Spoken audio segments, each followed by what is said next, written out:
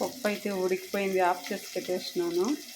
ఈ red button down పోతే open చేయాలనేసి అంతలోపల తిరుగుబాటు వేసుకున్నా, పప్పులో వేసుకునే దానికి.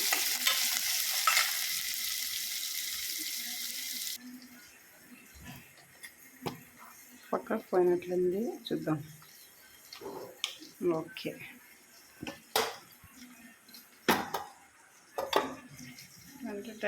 పప్పు రెడీ.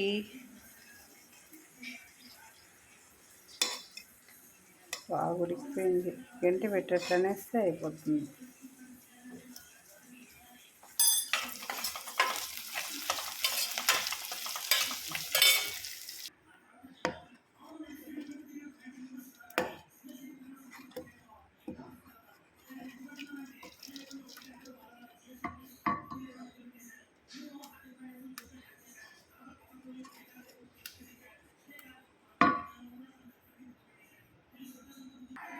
కొద్దిగా సాల్ట్ తక్కువ ఉన్నట్లుంది.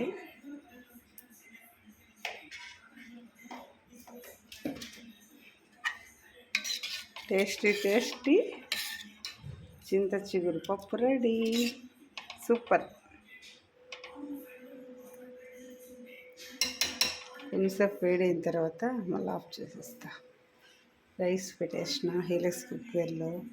రైస్ రెడీ అయిపోతానే వేడి పప్పు. ఎంజాయ్.